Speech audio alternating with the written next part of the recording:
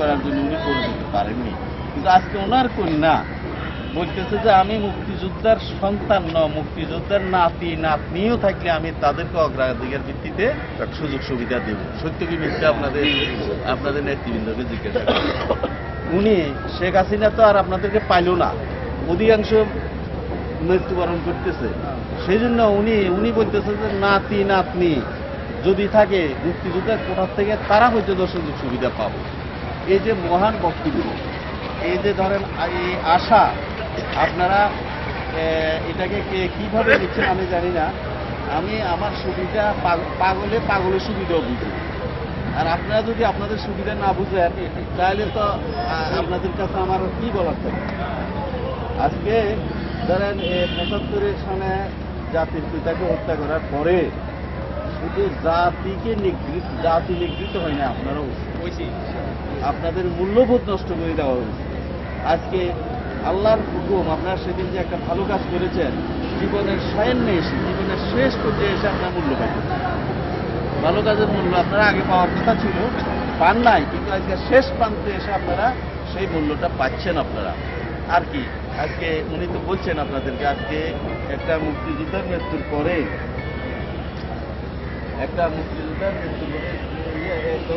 বাইরে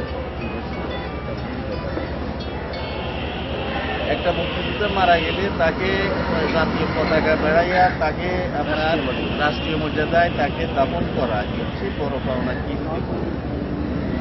এর চেয়ে বড় পাওনা কিছুই হতে পারে। সুতরাং আপনাদের কাছে আমাদের কথা হলো, আপনারা কখনো যারা আমার পক্ষে আসতেন বিভক্ত থাকলে এদের লগে আমাদের কোনো হয়তো যোগাযোগ ছিল না, কিন্তু আক্ষেপ ছিল না, দুঃখ ছিল এটা। এরা তো জাতির পিতার দাগে তো এরা অস্ত্র ধরেছে, এরা দেশ স্বাধীন করছে, এরা আজকে নিগৃহীত হচ্ছে, এরা আজকে অবহেলিত হচ্ছে। তারপরেও তারা কি জন্য আজকে ধরেন ভিন্ন পথে যাচ্ছে। সেই জন্য আমি অনুরোধ করব, সন্দীপে যারা আপনারা এখনো জীবিত আছেন, ওনারা বিভক্তিতে যায়েন না। আপনারা একজন সুযোগ্য অত্যন্ত সৎ একটা ব্যক্তিকে আপনারা কমান্ডার বানাইতে পারছেন, এটাও আপনাদের জন্য একটা ব্যাহতের কাজ হয়েছে।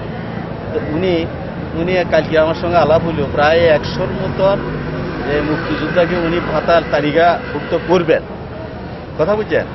এই তালিকা আমরা টিনের লাই গেল, আপনারা টিয়ে দিতে হয়েছে না, বলেন তো ইমান দৃষ্টি টিন সরকারের টিন দিছে রিলিফে, লোনের লাই না, পাতা তো তখন এইভাবে আসিল না, পাতা তো 500, 1000, 1500 আসিল, বা হয়তো এর আগে আসিল। যারা আমাদের অনেক মুক্তিযোদ্ধা, অনেক কমান্ডার, এই কমান্ডারের আগে অনেক কমান্ডার আসিল না, হেলা চৌধুরী সহ আসিল, আর আমলে কিনা আসিল না। এখন ধরেন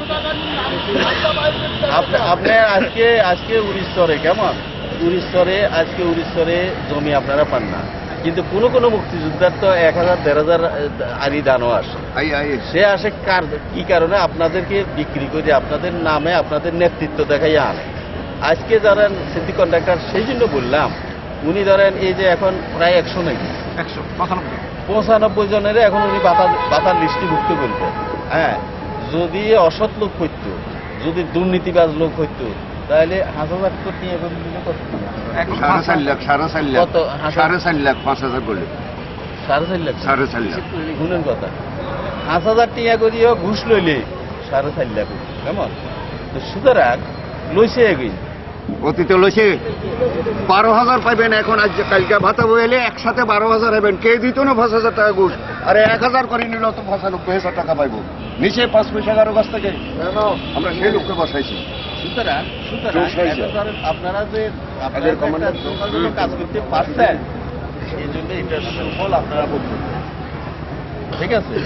এবং আমি ধরেন আমার ব্যক্তিগতভাবে আমি দেখছি, আমি ওনাকে সমর্থন দিছি। আমি ধরেন আমার সার্কেল যেখান পর্যন্ত আসলে আমি বলছি যে লোকটা ভালো, বিত্তশালী, তার অর্থ আছে, তার পিস্টার নাই, সে এদিকে চাওয়ার অবস্থা নাই। এবং তখন আমি দেখছি অনেক মুক্তিযোদ্ধা গেলে কেউ 200 টাকা 300 টাকা এইভাবে তিনি দিছেন, অনেকের দিছেন। সুতরাং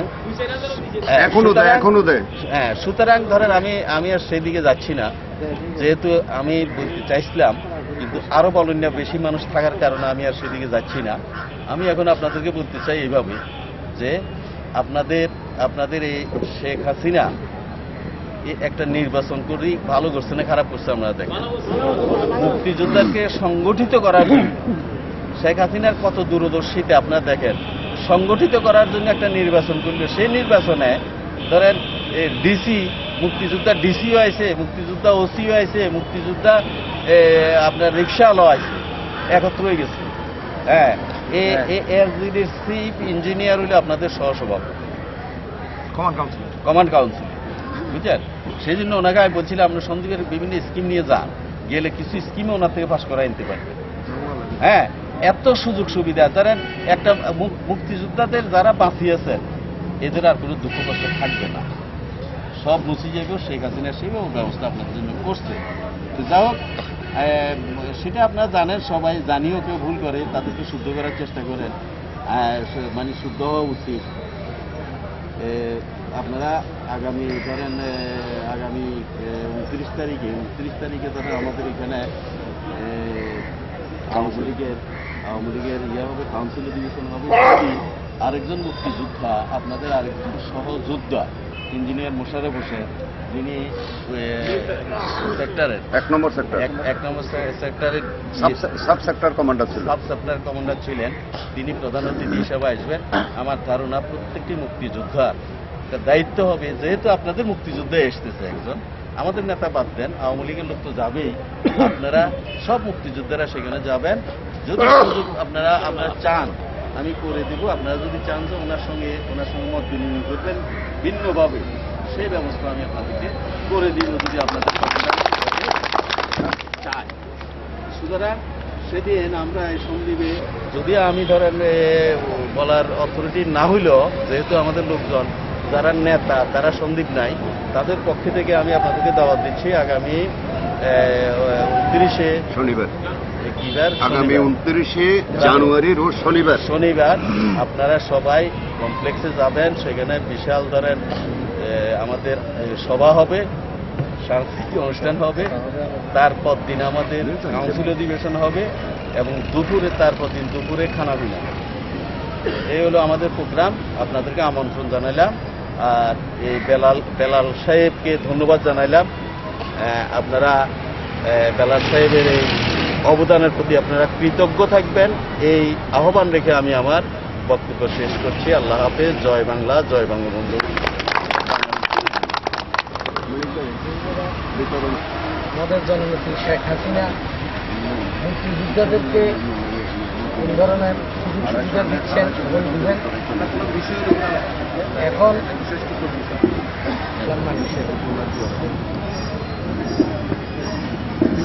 মহান বিজয় দিবস 2010-এর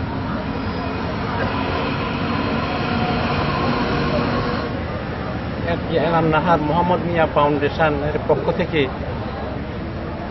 আয়োজিত হারামিয়া ইউনিয়নের 10 জন এবং হরিশপুরের একজন, বাউরিয়ার একজন, টোটাল 12 জন মুক্তিযোদ্ধাকে সম্মাননা অনুষ্ঠানের প্রধান অতিথি জনমনোনন্দিত উপজেলার উপজেলার চেয়ারম্যান জনাব শাহজাহান ভাই। আপনারা জানেন উনি 1971 সন থেকে শুরু করে এই পর্যন্ত মুক্তিযোদ্ধাদের জন্য কি করেছেন, আমাদের মুক্তিযোদ্ধাদের সবারই স্মরণ আছেন। তারপর থেকে এই পর্যন্ত মুক্তিযোদ্ধাদের ছোট হোক আর বড় হোক, যে কোনো অনুষ্ঠানে ওনার উপস্থিতি। গতকালকে আমি ওনার বাড়িতে যায়া ওনাকে কার্ড দেওয়ার পর উনি স্বতঃস্ফূর্তভাবে অত্যন্ত আন্তরিকতার সহিত আমাদের দাওয়াত গ্রহণ করেছেন। এই জন্য আমি হারামিয়ার তথা সারা সন্দ্বীপের মুক্তিযোদ্ধাদের পক্ষ থেকে ওনাকে ধন্যবাদ জানাচ্ছি। যাই হোক, আমাদের এই অনুষ্ঠানটা মোহাম্মদ মিয়া ফাউন্ডেশনের পক্ষ থেকে হারামিয়ার মুক্তিযোদ্ধাদেরকে প্রতি বৎসর যথাল থেকে ধারাবাহিকভাবে চলে আসতেছে এবং মোহাম্মদ মিয়া ফাউন্ডেশনের প্রতিষ্ঠাতা